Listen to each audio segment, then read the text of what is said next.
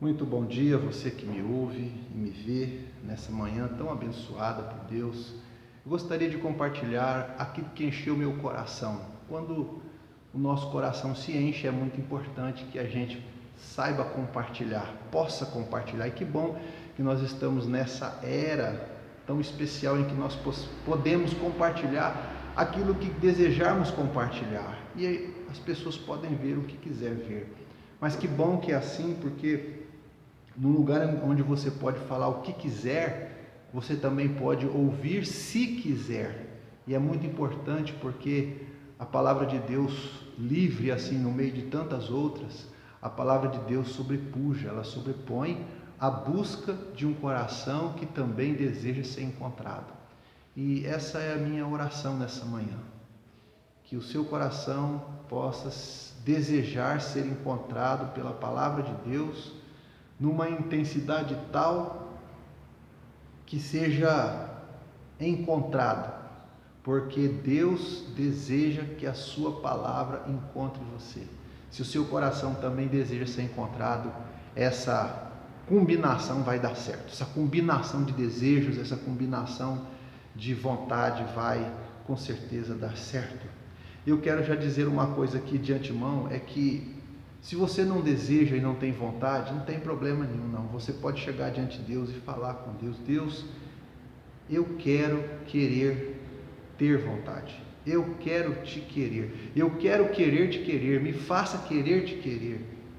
Porque às vezes a gente não quer. Às vezes a gente não quer. Às vezes a gente quer que as coisas aconteçam do jeito que a gente acha que tem que acontecer. E é muito bom quando a gente pode falar com Deus: Deus, eu quero que o Senhor me faça te querer. Que bom, que bom. Se você não tem esse desejo, faça essa oração. Eu faço muito essa oração. Deus, eu quero que o Senhor me faça te querer. E Deus deseja que a gente o queira. Amém. Eu gostaria de compartilhar com você no livro de Jó, capítulo 42. Dispensa comentário, eu acho que Jó é um nome já extremamente conhecido no meio cristão, não só evangélico, mas de modo geral a gente conhece a história de Jó, que foi um homem temente a Deus, e o próprio Deus falou que ele era temente, que ele era um homem bom, um homem justo, temente a Deus e que se desviava do mal. E em desviando do mal, agradava a Deus, e o próprio Deus testificou isso. Então, com toda certeza você sabe essa história, sabe que ele sofreu muito, ficou doente, extremamente doente, quase à morte, mas Deus tinha um propósito em tudo isso, você sabe. Então, eu só gostaria de ler o extrato do resumo do livro de Jó, que pode ser resumido aqui dessa maneira, não é? Jó 42, no versículo de 1 a 6, que diz assim: Então respondeu Jó ao Senhor: Bem sei que tudo podes, e que nenhum dos teus planos pode ser impedido.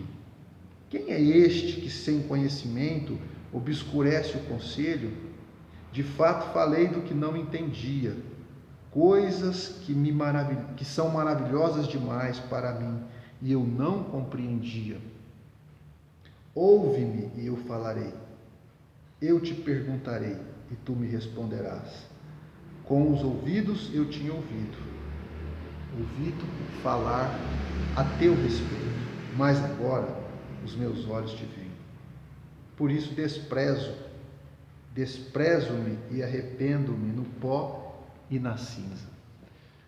Muito bem, o livro de Jó, ele trata esse personagem, essa pessoa que, a despeito da sua fidelidade, de tudo que viveu, amando seus filhos, a sua esposa, sendo um homem bom e justo, sofreu sem a menor imunidade aos problemas do seu cotidiano, os problemas, as contingências da vida, né? Ele sofreu tudo isso. E os seus amigos vieram vê-lo e consolá-lo, mas quando viu a situação, a mazela que ele se encontrava, o Jó, eles falaram: não é possível que você não tenha pecado, não é possível que você não tenha transgredido a lei de Deus para Ele permitir que você chegasse a essa circunstância.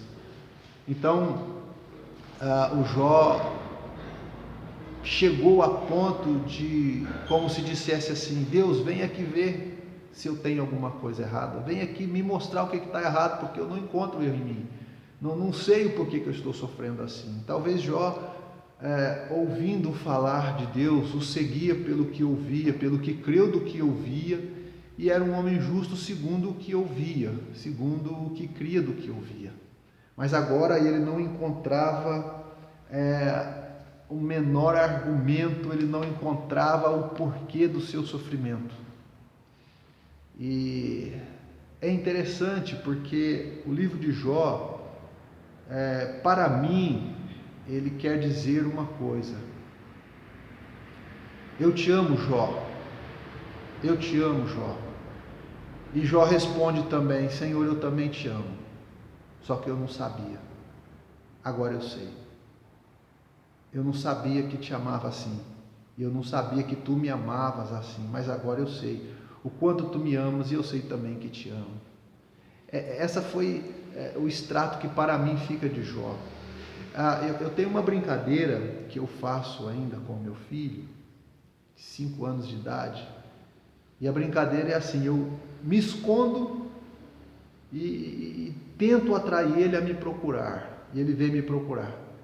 E de vez em quando ele demonstra medo: papai, não faz isso não, papai. E de repente eu apareço e falo para ele assim: filho, não tenha medo, o pai nunca abandona, o papai jamais te abandonará.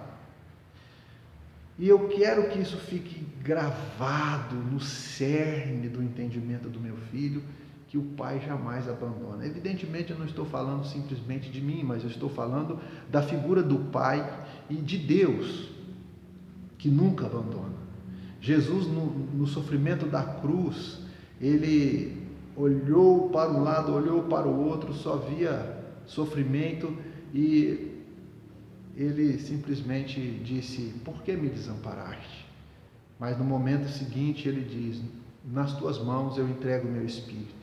Jesus não viu, não ouviu, não percebeu, não sentiu, mas ele sabia que ele podia saltar para além da existência, que teria os braços do Pai a lhe segurar, porque ele sabe que o Pai jamais abandona, o Pai jamais deixa o filho só. Deus não te deixa só. Essa é a mensagem. E a mensagem que eu queria que ficasse gravada no coração do meu filho, é a mensagem que eu creio que Deus quer que fique gravada no meu e no seu coração, é que Ele jamais abandona. Você pode não compreender, você pode não entender, você pode passar pelas agruras da vida das piores maneiras possíveis com você, com seus filhos, com seus familiares, mas a mensagem ainda continua viva, essa: Deus é um Pai que não abandona jamais. E o que é preciso? É preciso que a gente salte para além da existência. A fé, ela, como já dizia o apóstolo Paulo, né, nós não andamos por aquilo que vemos, mas pelo que cremos, pelo que sabemos que é. Nós sabemos, criei, por isso falei, né? Nós cremos, por isso falamos, por isso existimos, por isso pisamos, por isso fortalecemos, por isso proclamamos, por isso vivemos, porque cremos. Não é por aquilo que simplesmente aprendemos ou por aquilo que simplesmente é fato no dia a dia, mas é pelo que cremos. Cremos. E eu sei que é assim pela fé. Então Jesus salta na existência porque ele sabia pela fé, ele tinha certeza na sua convicção, no mais íntimo da sua convicção, que o Pai jamais abandona, e ele salta para além da existência, nos braços do seu Pai. E essa é a mensagem que a gente precisa rever todos os dias. De vez em quando, de quando em vez, a gente precisa rever essa mensagem no nosso coração. Será que eu estou servindo a Deus a perspectiva dessa fé, que eu sei que é, mas sem ver, que eu sei que é, mas sem perceber? Eu só sei que é, porque eu creio que é, porque Ele falou que é, porque eu creio e confio no que Ele diz. Então eu salto para além da existência. Eu estou me lembrando que o autor aos Hebreus, ele diz para a gente se animar, ele diz para a gente, todo o livro, para a gente se levantar, para a gente crer em Jesus, para a gente não abandonar Jesus, porque Jesus não abandona, e que a gente deveria fazer como Jesus. Ele diz assim, olhai para Jesus, o autor e o consumador da sua fé, da nossa fé. Às vezes nós temos a impressão que ele está falando assim, olha para Jesus, que de lá vai sair um fogo, olha para Jesus, que do seu olhar vai sair alguma coisa que vai te fortalecer, ele vai te dar uma energia. Não é nada disso. O autor, ele se explica, ele diz assim, olha para Jesus, autor e consumador da nossa fé, que sofrendo a ignomínia, sofrendo tudo o que sofreu, olhava para o que estava após a cruz, olhava para o além-cruz, por isso sofria o que sofria, por isso passou pelo que passou, porque ele sabia que para além da cruz havia sim algo mais, para além da cruz havia sim a plenitude, para além da cruz havia sim mais e mais e mais, e real e verdadeiro. Não terminaria ali, ele sabia, ele tinha essa certeza. Você tem essa certeza que tudo não termina aqui? Você tem essa certeza que por mais que aconteça a desgraça que for, não termina aqui? Vai transcender? Segundo um ex-presidente do clube Corinthians, eu esqueci o nome dele agora, mas ele dizia assim, haja o que hajar, Isso é uma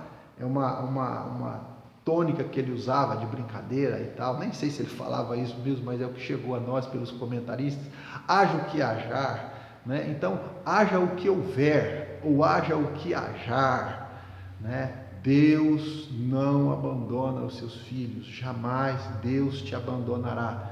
Essa deve ser a sua fé, e é essa palavra que eu quero compartilhar com você, porque meu coração se encheu nessa manhã, quando eu acordei bem cedinho, dessa esperança, dessa palavra, que eu creio que pode mexer no seu coração e te fortalecer também. Deus jamais te abandonará, não importa a realidade que você vive hoje. Ouvimos uma palavra tremenda ontem, do Tiago, aqui na Comunidade da Paz, mensagem de domingo. Se você não viu, acesse o link, acesse lá, Igreja Comunidade da Paz, vai aparecer para você no YouTube e você poderá compartilhar com essa mensagem também. Você pode absorver essa mensagem tremenda, mensagem maravilhosa da parte de Deus, que vai dizer em suma exatamente isso, Há uma realidade nossa aqui, uma realidade que são fatos, e muitas vezes esses fatos tendem a ser a nossa visão, tendem a nos oprimir e dizer para nós que não vai dar, Mas, como ele mesmo disse, há uma realidade para além dessa realidade. Há uma realidade para além dos fatos, e é nessa realidade, para além dos fatos, que nós firmamos nossa fé. É nessa realidade, para além dos fatos, que nós enfrentamos o que tiver que enfrentar aqui. E quando Jó expressa isso que acabamos de ler aqui, eu te conhecia de ouvir.